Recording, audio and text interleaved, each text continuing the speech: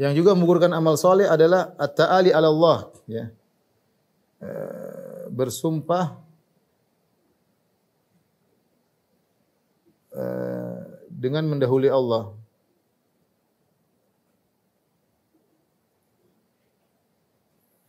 Seperti kita mengatakan atau mendahului Allah, ya. Kita mengatakan kau tidak akan diampuni misalnya. Dari mana kau tahu dia tidak akan diampuni? Ini bahaya. Orang seperti gini tidak akan, orang seperti gini pasti masuk neraka. Tidak boleh memastikan suatu hal yang gaib. Kalau bahasa kita melangkahi, ini hak prerogatif Allah, tidak boleh kita langkahi. Ini hak Allah, jangan melangkahi. Jadi jangan melangkahi atau mendahului Allah. Seperti berkata seperti berkata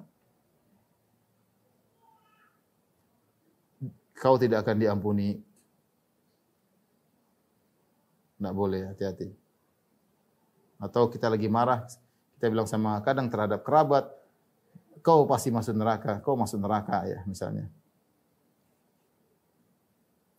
Kita enggak boleh mendahului Allah, melangkahi Allah Subhanahu wa taala. Karena Allah Maha Pengampun, Allah Maha Penyayang. Kalau kita bilang ini perbuatanmu mengantarkan ke neraka enggak ada masalah. Tapi bilang kau masuk neraka, kau pasti tidak akan diampuni, ini semua bahaya. Kelihatannya sepele, tapi ini bisa menggugurkan amal soleh. Ya. Adapun hadisnya saya bacakan, ya.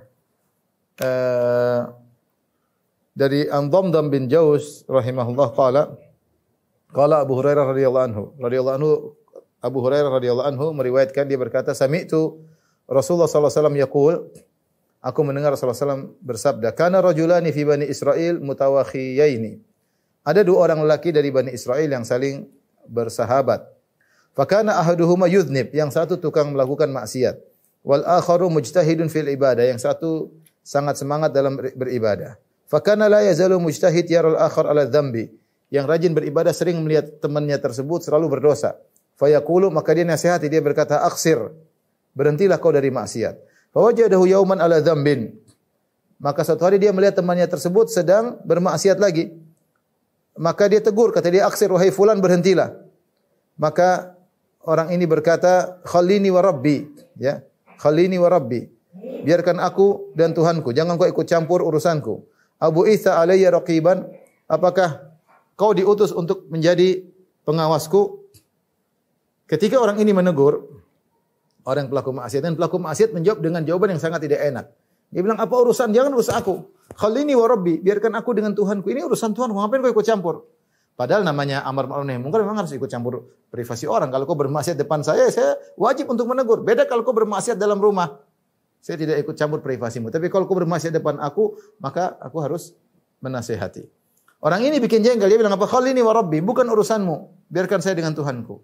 Abu Ista alayya raqiba, apakah Allah utus kamu untuk mengawasiku? Kau ini di malaikat kah ngurus-ngurusin saya? Ketika dikatakan demikian, orang yang soleh ini pun marah. Dia tersinggung. Kemudian dia berkata, wallahi la yaghfirullahu laka. Demi Allah, Allah tidak akan mengampunimu. Ya. Aw la yudkhilukallahu al-jannah, atau dia mengatakan Allah tidak akan masukkan ke dalam surga. Ini orang, dia mengambil kesimpulan yang berbahaya berdasarkan logika dia. Kenapa logika dia? Dia lihat temannya setiap kali bermaksiat ditegur enggak mau, setiap bermaksiat ditegur enggak mau. Kalau begini ceritanya, berarti dia tidak bakalan diampuni. Sehingga dia mengambil kesimpulan logis, logika dia, Allah tidak akan mengampunimu atau kau tidak akan masuk surga. Subhanallah. Kata Nabi sallallahu alaihi wasallam, faqabada arwahahuma, maka Allah cabut nyawa kedua orang tersebut. Fajtama'a 'inda rabbil alamin, kemudian keduanya bertemu di hadapan Allah Subhanahu wa taala. Faqala li hadzal mujtahid, akunta bi 'aliman aw kunta 'ala ma fi yadi qadiran? Maka Allah berkata kepada orang yang baik ini, apakah kau tahu tentang diriku wahai si fulan? Bilang saya tidak akan mengampuni dia. Apakah kau menguasai apa yang aku kuasai? Masalah ampunan itu masalah hakku. Jadi Allah tegur dia. Wa qala lil mudznib, dan Allah berkata kepada yang berdosa, idhhab fadkhulil jannah bi rahmati. Kau pergi masuklah surga dengan rahmatku. Kemudian Allah berkata kepada orang saleh ini, idhabu bihi ilan nar, bawa dia pergi ke neraka jahanam. Ini contoh bahaya. Jadi kita bukan berarti kalau kita saleh kita langsung mengatasnamakan diri kita atas nama Allah, bilang pasti masuk neraka, kamu pasti masuk surga, ini enggak mungkin masuk neraka, ini enggak mungkin masuk surga. Ini semuanya tidak diperbolehkan.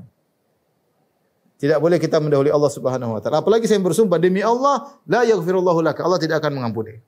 Abu Hurairah radhiyallahu anhu mengomentari kisah ini. Setelah mendengar kisah dari Nabi sallallahu alaihi wasallam, dia berkata, "Walladzi nafsi biyadihi la takallama bi kalimatin aw baqad dunyahu wa akhiratahu." Sungguh orang ini, demi Allah yang jiwaku berada di tangannya, orang ini telah mengucapkan satu kata yang merugikan dunianya dan merugikan akhiratnya. Hanya satu kata, kau tidak akan diampuni. Ini ucapan bukan sepele. Kau telah mendahului Tuhan, mendahului Rabbul Alamin. Makanya ikhwan hati-hati kalau kita lagi emosi, hati-hati. Mungkin bahkan sama kerabat, sama teman langsung bilang begitu. Ente tidak bakalan masuk surga seperti orang model kamu. Ini bahaya. Model kamu tidak akan diampuni. Ini enggak boleh seperti kita lagi emosi, enggak boleh. Namanya kita mendahului Allah. Allah Maha Pengampun, Allah Maha Penyayang.